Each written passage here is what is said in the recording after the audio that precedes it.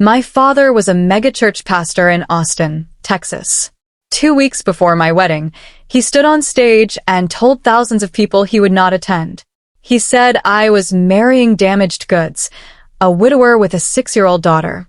I was sitting in the front row when he said it. My name is Naomi Blake. I was 29 years old then, and I thought I understood my family. I was wrong. Before I tell you everything that happened, take a second to like, drop a comment, and subscribe. Because what happened next shocked even me. My father said godly women do not take on another woman's burden. He asked the church to pray for me. My mother sat beside him and nodded like nothing was wrong.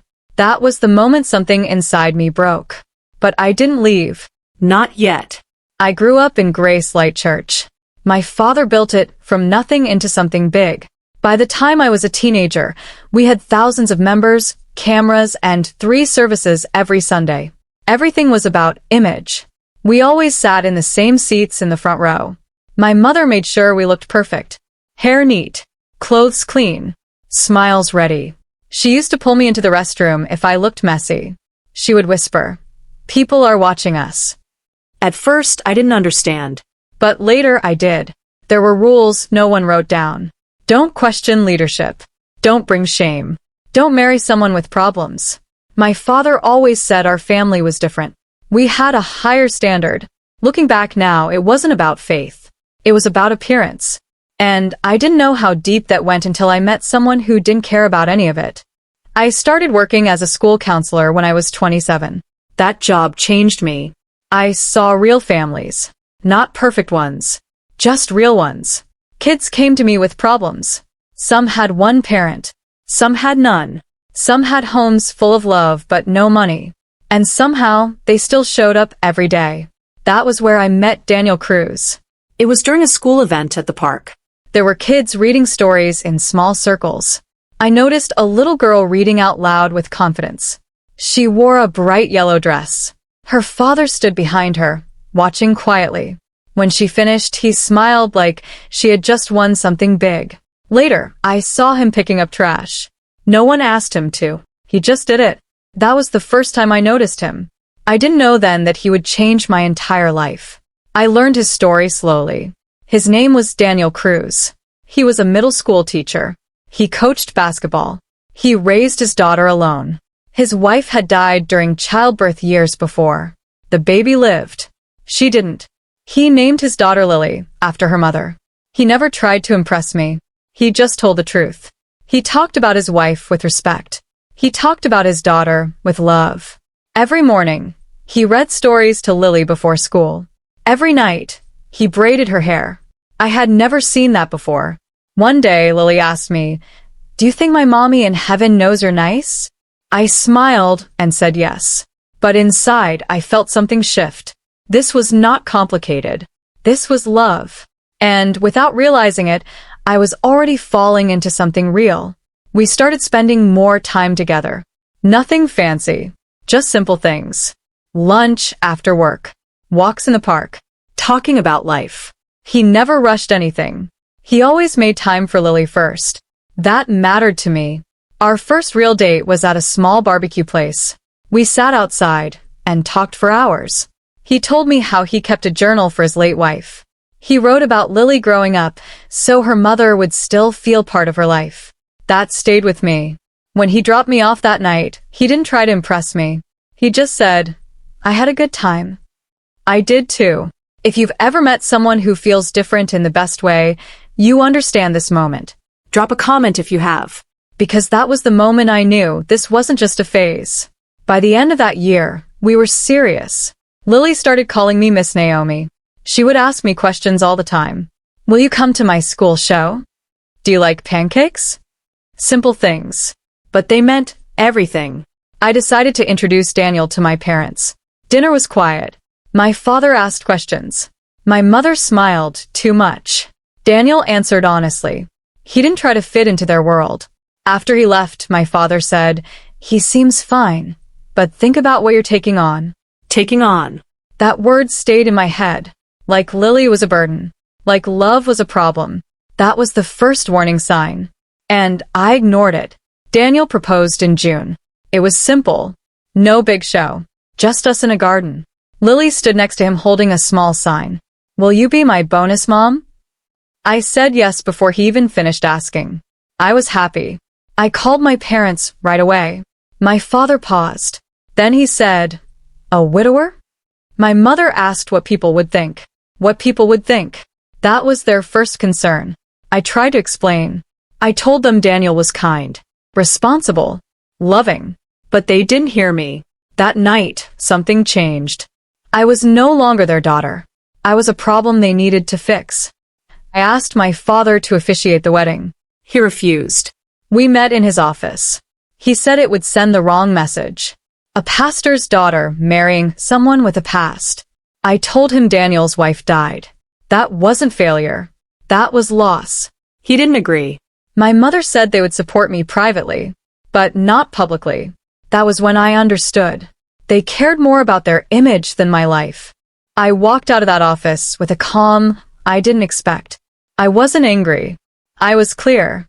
And once you see the truth, you can't unsee it. The months before the wedding were tense.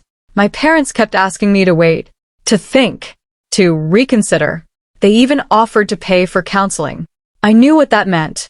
They wanted someone to convince me I was wrong. I said no. We planned the wedding ourselves. Small. Simple. Real. Friends stepped in to help. Teachers. Parents.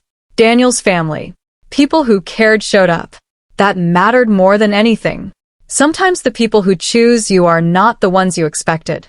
And sometimes that's a good thing. 2 weeks before the wedding, my father preached that message. The one that broke everything. He said I was making a mistake. He said I was taking on another woman's burden. In front of everyone. I sat there and listened. I didn't cry. Not then. But something ended inside me that day. If you've ever been hurt by someone who is supposed to protect you, you understand this moment. Take a second, like, comment, and subscribe if this story is hitting you. Because this was only the beginning. We kept planning the wedding anyway. Lily came to me with an idea. She wanted to carry a sign down the aisle. She said it was a surprise.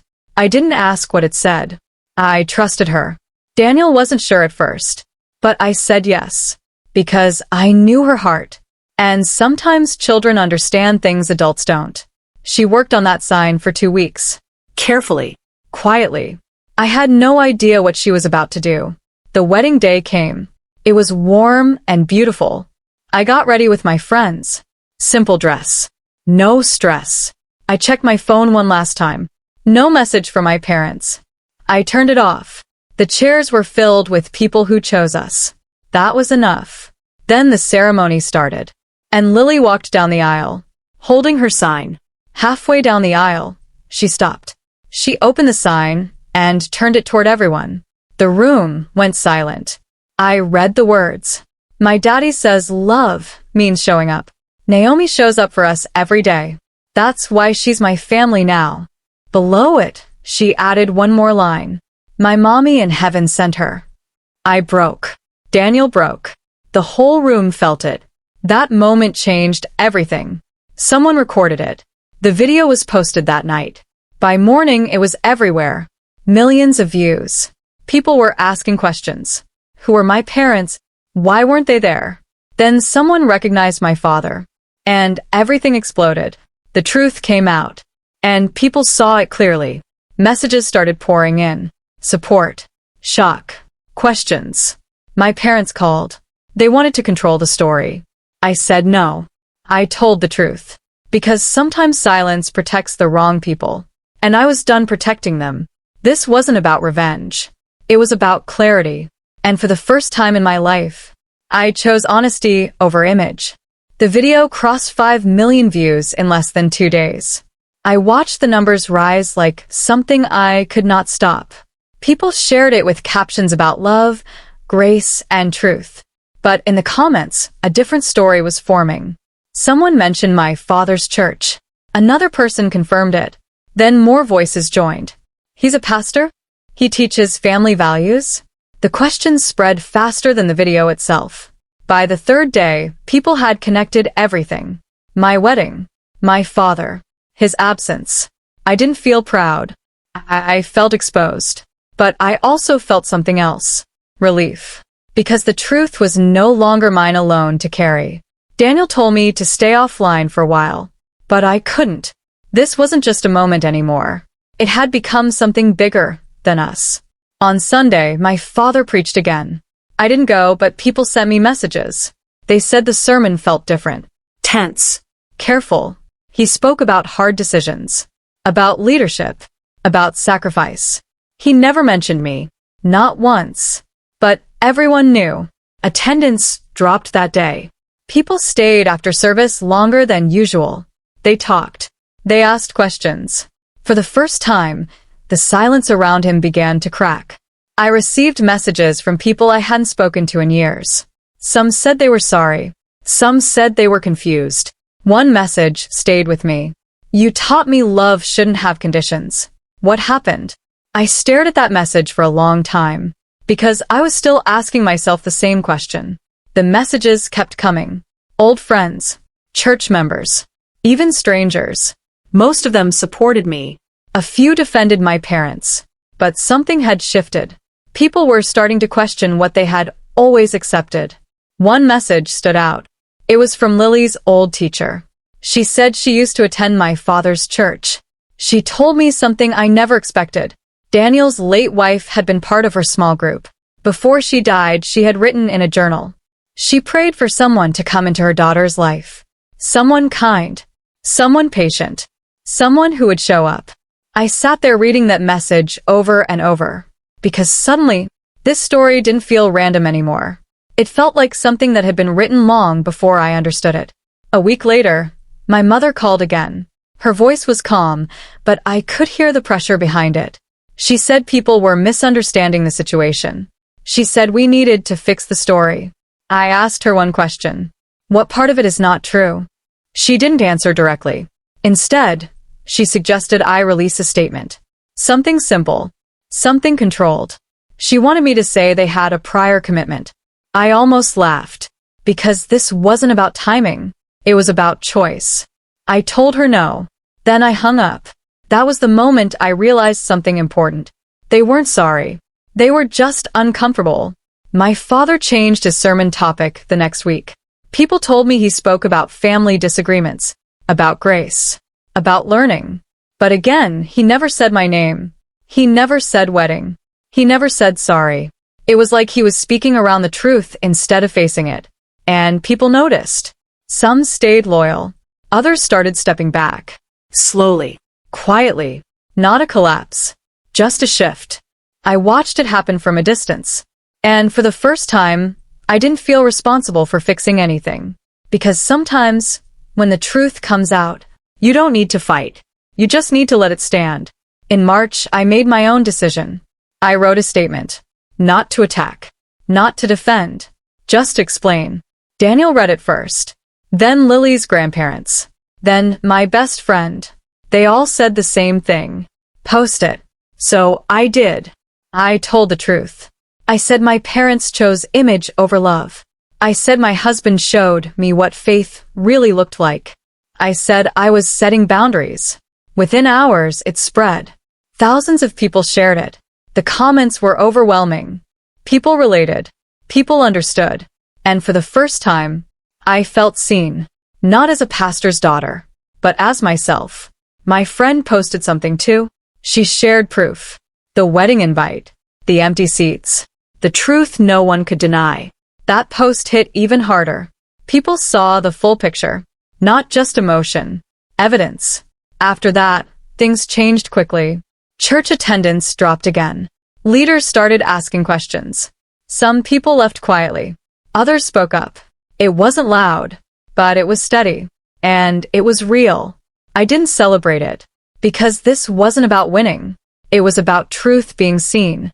And once people see clearly, they can't pretend they don't. Months passed. Life settled into something new. Daniel and I built our home together. Lily grew closer to me every day.